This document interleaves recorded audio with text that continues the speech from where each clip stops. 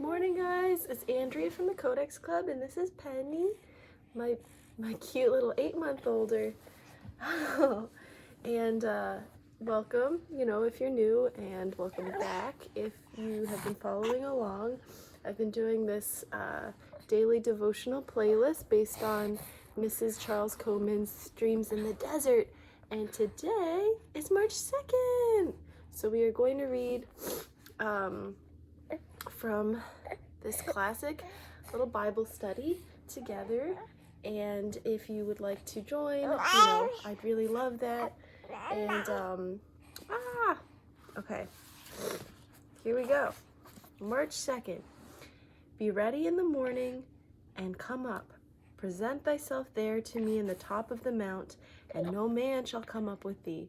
Exodus 34, 2-3. The morning watch is essential. You must not face the day until you have faced God, nor look into the face of others until you have looked into his. You cannot expect to be victorious if the day begins only in your own strength. Face the work of every day with the influence of a few thoughtful, quiet moments with your heart and God. Do not meet other people, even those of your own home, until you have first met the great guest and honored companion of your life, Jesus Christ. Meet him alone, meet him regularly, meet him with his open book of counsel before you, and face the irregular and regular duties of each day with his influence of his personality definitely controlling your every act. And then the quote is, begin the day with God. He is thy sun and day. His is the radiance of thy dawn. To him address thy day. Sing a new song at morn. Join the glad woods and hills. Join the fresh winds and seas and plains. Join the bright flowers and rills. Sing thy first song to God, not to thy fellow men, not to the creatures of his hand, but to the glorious one. I think that's so beautiful. Ooh.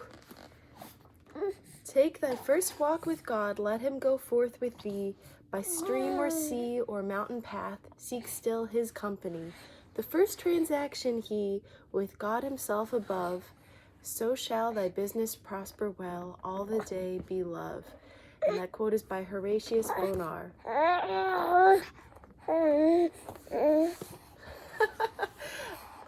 All right, pen. Here we go. All right. The men who have done the most for God in this world have been early upon their knees. Matthew Henry used to be in his study at 4 a.m. and remained there until 8. Then, after breakfast and family prayer, he used to be there again until noon. After dinner, he resumed his book or pen till 4 and spent the rest of the day in visiting friends. Doddridge himself alludes to his family expositor as an example of the difference in rising between 5 and 7, which in 40 years is nearly equivalent to 10 years more of life.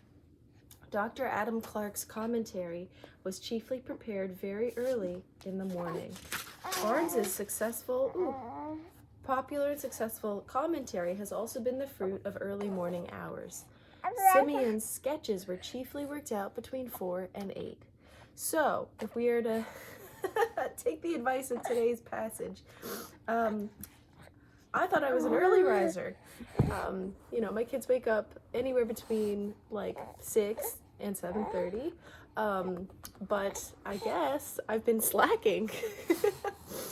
I guess it should actually be between like at 4. For some of these people, this was what worked for them. And, I have gotten advice from other moms, other people who have a lot of responsibilities during the day. If you want your own time, carve it out before anyone else wakes up, before anyone needs you.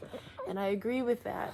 And what I like to do before I actually film these is wake up before everybody, have some coffee, read what I'm going to read to you, and journal,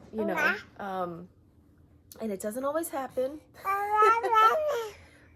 ironically today it did not happen, but it definitely makes a difference to set aside time for the Lord. And I do think that, you know, it does create a kind of touchstone. Making these in the mornings has really helped me to center myself, and just like throughout the day, like day before yesterday, that song that I basically sang to you guys, the nobody knows the troubles I've seen. I mean, that came to me throughout the day, and it comforted me, because like no matter what your work or your troubles, it's still, you know, glory be, you know, it's still something that's worthwhile. It's still something that's seen and blessed by God. So I do think that there is a reason for all the craziness that was yesterday's like thing for me. And now today I'm definitely going to try and remember that it's okay to take time for yourself, you know, like, and I hope that in this crazy world, as we get closer to the weekend, and the second half of the week, that if you are feeling, you know, that things are overwhelming, or that you're getting kind of bogged down already, just know that it's okay. Just take a minute. One quote that Aoife's been learning from school, her teacher sometimes says, "I need a minute." And I think one of her teachers is a little older, and I really like her.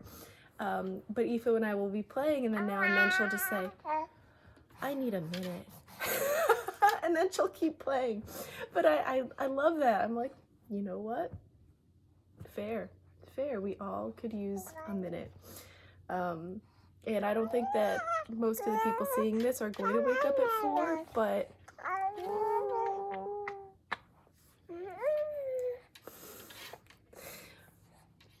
yeah, you do what you gotta do.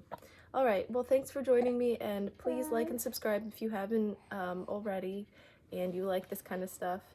And it's nice to check in with you guys again. Normally, you know, I haven't really done stuff like this on my YouTube. It's been mostly like family videos, travel videos, pregnancy, marriage, mom stuff. But I've been really enjoying doing this, and I would love to continue to see you guys every single day and see if I can make it through this book for a year. I realized that because it's March 2nd,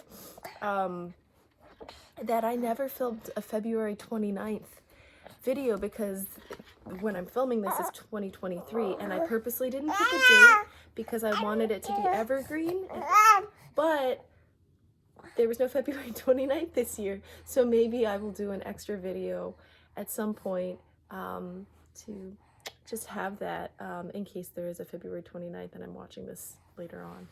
I'm wearing my new St. Patty's shirt. I got some for the family the other day from Walmart, and they're so cute and festive and soft and comfy. So maybe I'll share some of those just to be journaling at the bottom of the video, like in the description.